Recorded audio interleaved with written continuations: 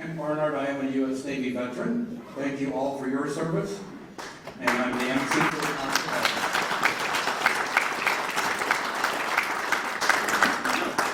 I'm your MC, and I'll be giving you a little history on the songs and little stories in between. And also having a little fun with the band, because that's what we do. We'd like to thank Nicole and the Commandant of the King for welcoming us back, especially this beautiful new building you have. I would like to let you know that they are putting this on Facebook live at Wild Rose Community Band. And we will start with our national anthem. If you're able to stand, stand. I assume there's a flag. Oh, By the door. I can't see. Oh, yeah. So, directing John James.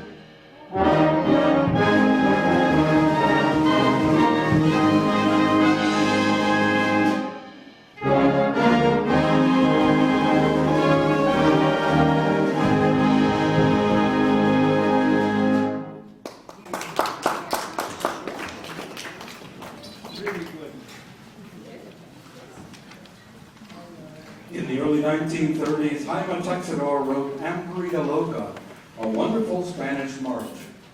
It became popular and was played by bands all over the world for a number of years, becoming a standard in the repertoire of many bands. This arrangement by Gary Fagan is meant to bring the excitement of the march to all bands. Please welcome once again John Jenks, our Mighty Mouse, to the podium to conduct Amparita Loca.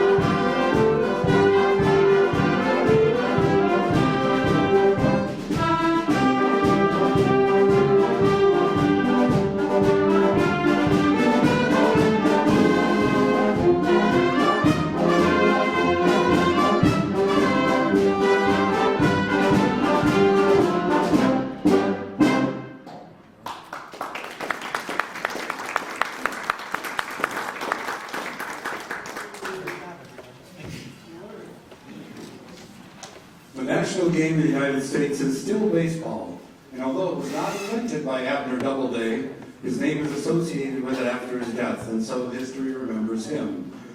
Abner Doubleday was a major general for the Union during the Civil War, fired the first shot on the defense of Fort Sumter, and had a pivotal role in the Battle of Gettysburg. But this is not about Abner Doubleday.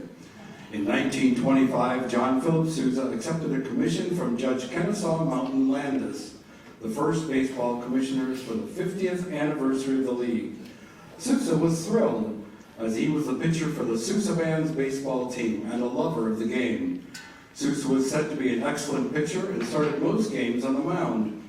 He threw competitively until his skills waned with age. "If baseball has a drawback," he once wrote, "it's the early time of life in which the player is forced to retire and give way to younger blood." If you didn't at first recognize the title, you would quickly know it's a Sousa march with the highs and lows, dogfights, melodious woodwinds, and brass airs. You will even hear the crack of the bat. Directed by... Who would like to direct this one? Oh. They hide behind me so I never know who's coming up. Directed by one half of the Stepanek group, Tom. I'm trying to be nice, Tom. I appreciate that. This is John Philip Sousa's The National Game.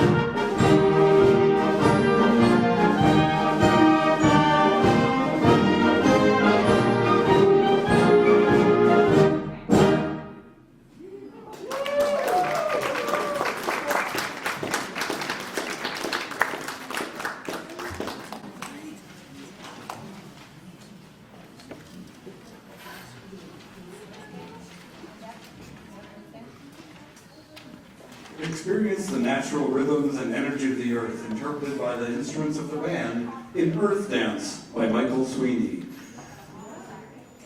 Day following night, the cycles of the water, the natural destruction of volcanoes and earthquakes, feel the dance of jubilation at the end as we celebrate the rewarding finish. Michael Sweeney was born in 1952 in Hillsboro, Oregon. He has over 500 publications to his credit and has worked for Hal Leonard Music full-time since 1982 in Milwaukee. Feel the Earth Move with Earth Dance by Michael Sweeney, conducted by the better half of the Stepanek group, Mary.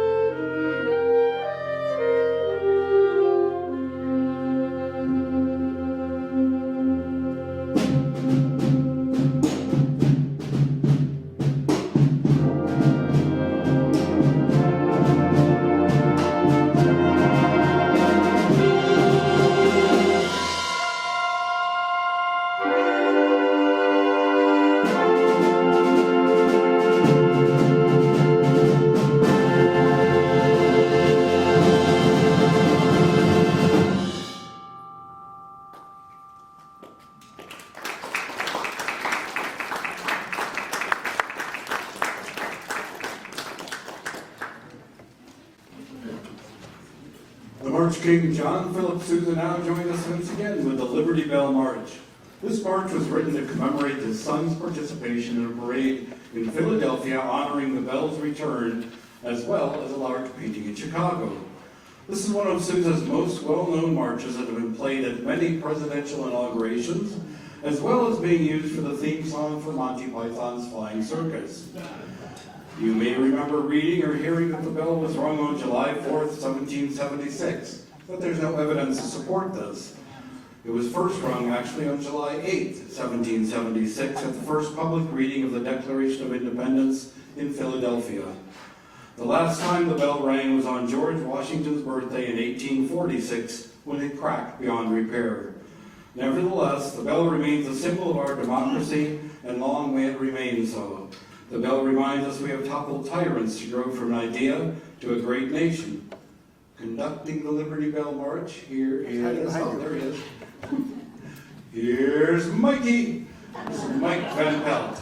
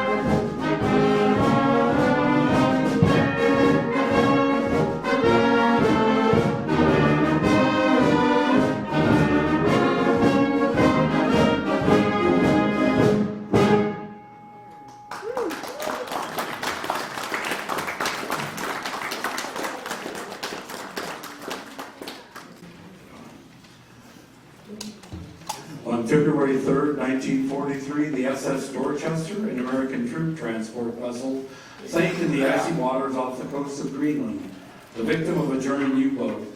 Of the 904 men aboard, 605 were lost. Among those who perished were 4 Army chaplains, each of a different faith, each called to the same duty. The testimony of the survivors tells the story best. As overcrowded lifeboats capsized, as rafts drifted away empty and men milled around on the deck on the ragged edge of panic, the only fragment of hope came from these 4 men, and when the life jackets were gone, they gave away their own. As the survivors swam away, they remember the chaplain standing, their arms linked, braced against the slanting deck. They were praying words of prayer in Latin, Hebrew, and English, addressed to the same God. The Light Eternal, based on the well-known hymn, God of Our Fathers, is a reflective work that musically recounts this magnificent story. It should be noted that the 50th anniversary of the story of the 4 chaplains was commemorated on February 3rd, 1993. Please welcome once again the very spry Mary Stepanek conducting The Light Eternal by James Swearingen.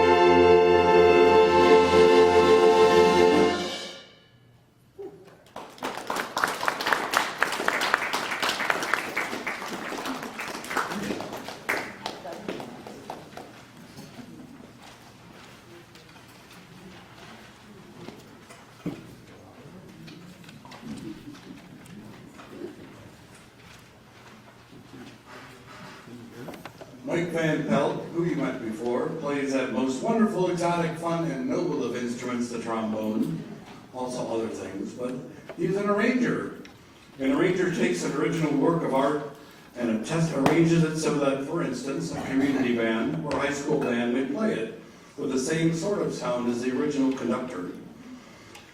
We have two arrangements today of Mike's. The first is a compilation of many songs of the Wisconsin State Dance, which is La Polka. You are all invited to do so. Here is Polka Time, arranged by Mike Van Pelt. Feel free to sing along. If you want to get up and dance, go ahead and do that. I'm sure you'll know at least one of these, which we do expect you to sing along with. Conducting his own arrangement, here's Mike Van Pelt.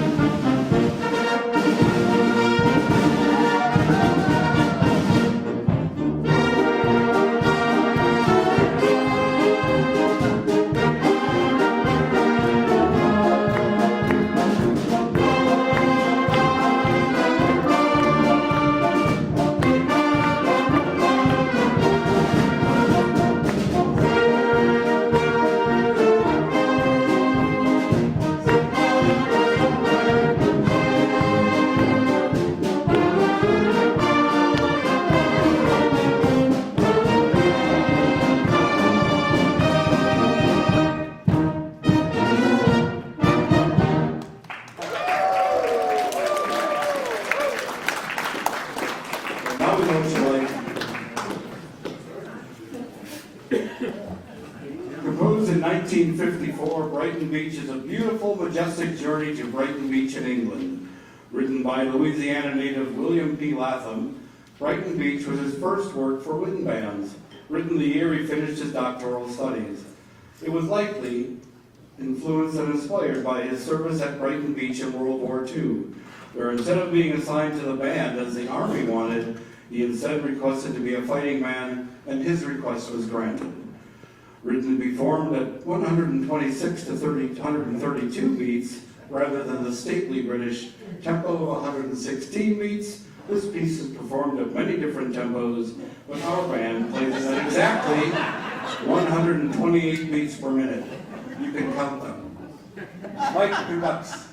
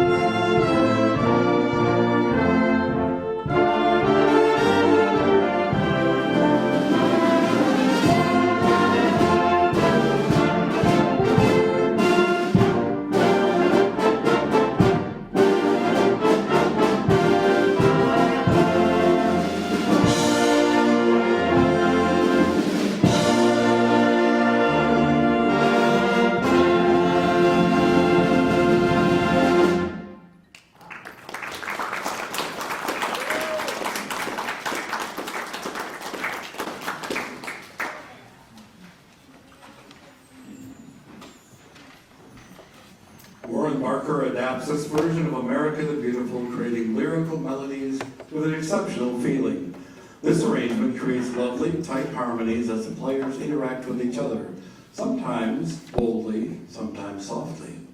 Warren Barker was born in Oakland, California. At the age of 24, he was appointed as the chief arranger for NBC's prime musical program, The Railroad Hour. He went on to become a composer, arranger, conductor for MGM, 20th Century Fox, and Columbia Studios. His work included arranging on Hello Dolly, Bewitched, My World and Welcome to It, and he has had works performed by Sinatra at the Hollywood Bowl and the Cincinnati Pops. Mike once again returns to the podium to conduct From Sea to Shining Sea, featuring... They're so sneaky, they're like little ninjas.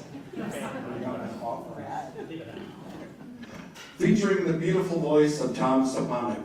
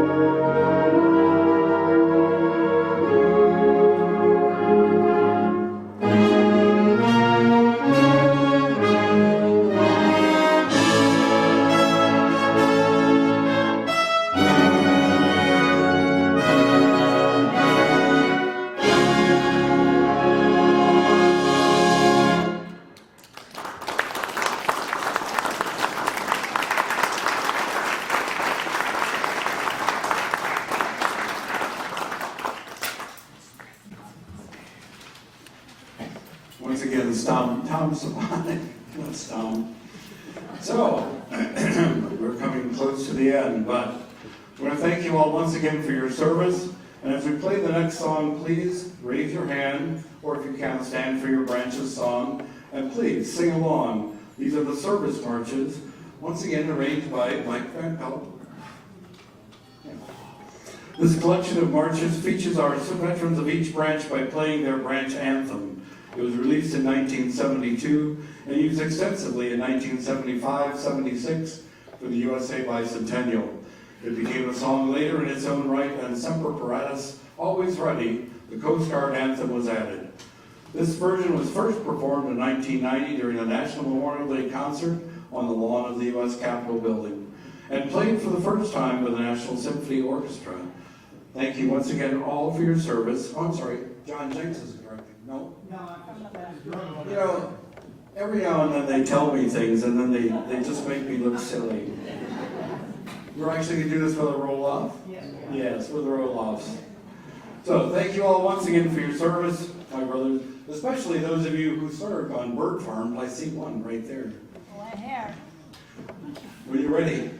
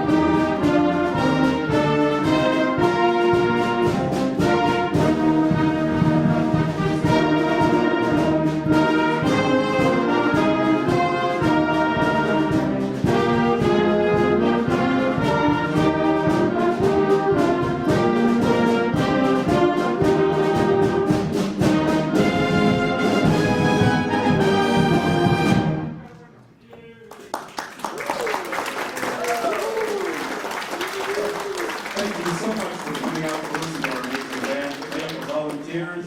For the finale, if you'd like, you may stand or just help us out by singing along to the Wisconsin state song, On Wisconsin. Remember, forward is our state's motto. Once again, roll off by the boys in red. Oh, they're all in red.